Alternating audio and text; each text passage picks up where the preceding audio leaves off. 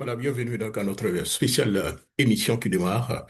Je pense que nous serons obligés, donc, chers amis, donc, de faire un petit point par rapport à la situation ivoirienne. Monsieur Ouattara, aujourd'hui, euh, c'était l'investiture donc de Monsieur Ouattara, des chefs d'État africains, surtout de la CEDEAO, était donc présent.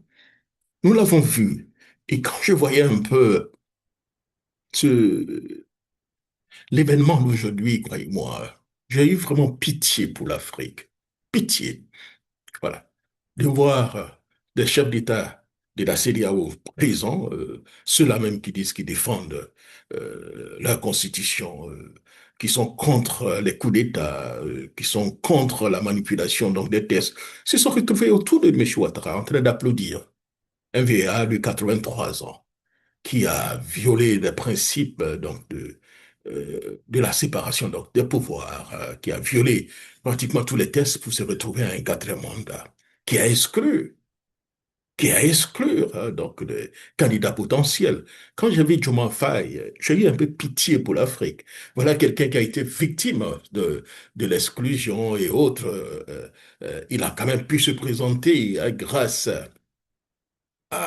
au bon vouloir de Macky Sall, qui vient donc apporter son soutien à M. Ouattara. Et, était-il obligé?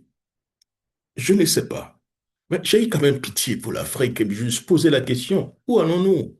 Si même les jeunes chefs d'État africains sont incapables de dire la vérité, je sais que dans la place donc de Ousmane Sonko, parce qu'il a des principes, hein, qu'on le veuille ou pas, Ousmane Sonko a des principes. Ousmane Sonko a dit non euh, à la présence donc de l'ancien chef d'État euh, de la Guinée-Bissau, qui voulait donc tripatouiller, qui voulait donc avoir, cher ami, un peu donc l'exil au niveau donc du Sénégal. Mais il s'est opposé, surtout la manière donc les choses se sont passées au niveau donc de la Guinée-Bissau. Il a donné son point de vue assez clair.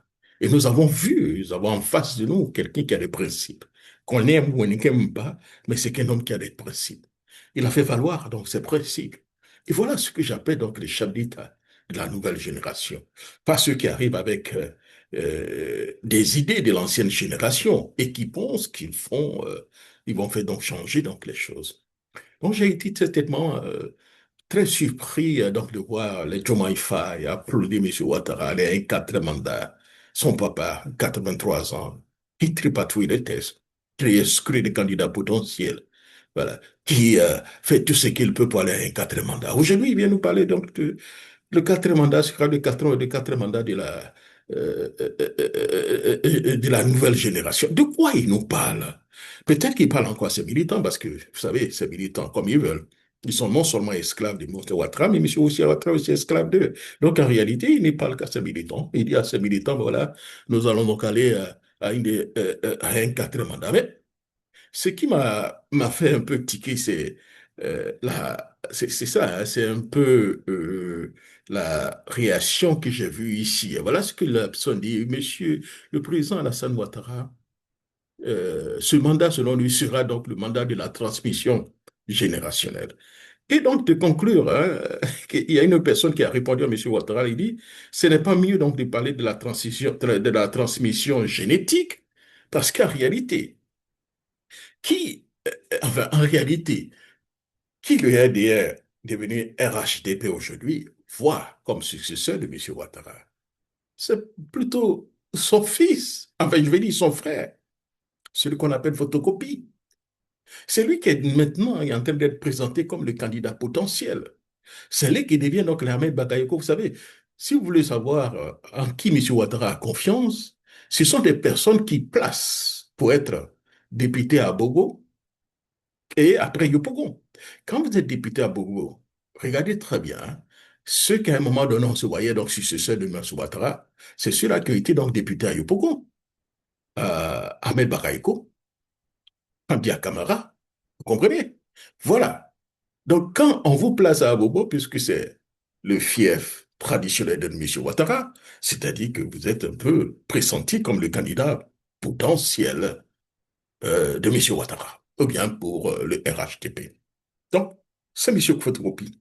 qu'on veut nous présenter. Donc, c'est comme une succession génétique.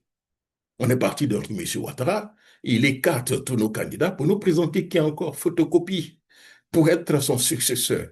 Allez-y comprendre quelque chose. Mais vous savez, quand nous sommes en Côte d'Ivoire, puisque les Ivoiriens eux-mêmes ont les contradictions, qui ont du mal à s'en défaire, et une fois qu'ils ont des contradictions, ils ont du mal à s'en défaire, M. Ouattara comprend, profite de ces contradictions et il assoit sa base. Ceux qui lui disent que un cinquième mandat de M. Ouattara n'est pas possible, ou bien même un cinquième mandat avec une transmission génétique, c'est-à-dire avec son frère, n'est pas possible, vous vous trompez.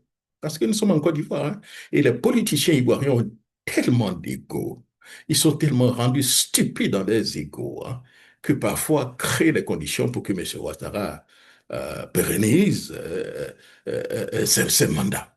Voilà. Donc, ne pensez pas que une candidature donc, de photocopie n'est pas du tout envisageable, ou bien ne sera pas du tout acceptée par le RDR. Ah non, ils le feront, parce que tant que vous allez avoir les Simon Gbagbo, les Blé Goudé, Laurent Gbagbo, et tout ce monde sur cette vieille classe que M. Ouattara connaît très bien, il connaît les forces et les faiblesses de certains. L'aigreur que les gens ont l'un contre l'autre, comme des ethnies contre d'autres, M. Ouattara joue sur ça, comprenez? Il a joué sur ça pour écarter Thiam, parce qu'en réalité, M. Ouattara en écartant Thiam, ce n'est pas forcément le RDR devenu RHTP qui était contre le mandat de M. Thiam. J'ai discuté avec beaucoup de cadres du RDR ou bien de militants du RDR. Ils se disaient que pour eux, hein, après Ouattara, la personne qui voyait, c'était Thiam. Que tant que Ouattara est là, ils vont supporter Ouattara. Mais une fois que Ouattara ne sera pas là, ceux qui, bon, s'ils doivent choisir entre des gens au niveau donc, de la Côte d'Ivoire, c'est bien. Tidiam Thiam. Donc en réalité, l'électorat de M. Ouattara n'a pas peur de Tidiam Thiam. Mais qui a peur de Thiam? Ce sont des cadres du PDCI-RDA qui sont encore au PDCI-RDA ou bien qui sont partis au RHDP. Voilà ceux-là qui mènent un combat direct ou bien de façon invisible contre M. Thiam.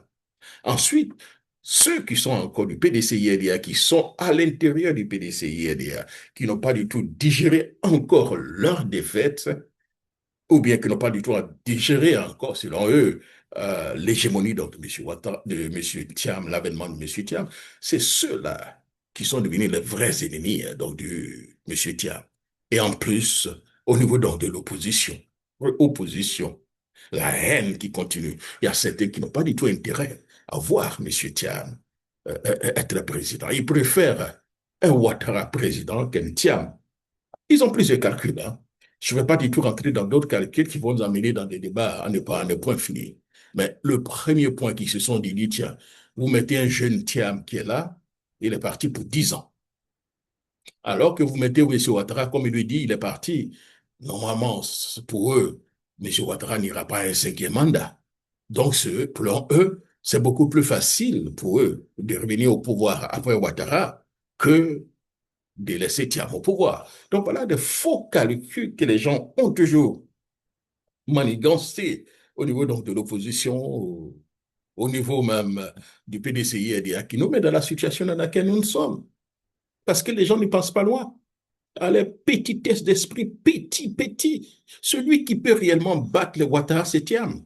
À part Thiam, je ne vois pas en Côte d'Ivoire. Hein. Si vous pensez qu'en écartant Thiam, vous pouvez vous-même gagner des élections, mais vous dormez debout, c'est pas possible, vous n'allez pas pouvoir le faire. Pour pouvoir gagner des élections actuellement en Côte d'Ivoire, il faut quelqu'un qui a une carrure aussi, comme Thiam. Est-ce qu'il y en a beaucoup en Côte d'Ivoire? Certainement. Voilà. Donc voilà un peu la situation dans laquelle nous nous trouvons, le Dieu d'être humain. Et nous allons essayer donc de créer donc des conditions afin que nous puissions donc engager donc des débats et puis créer voilà des liens pour pouvoir finaliser un peu tout ça. Donc, cher ami, voilà un peu mon petit billet que je voulais certainement faire. On aura le temps de revenir pratiquement sur beaucoup de billets, donc les jours, les semaines à venir. Encore une fois, portez-vous bien et surtout, au revoir. C'était donc Jacques Rocher.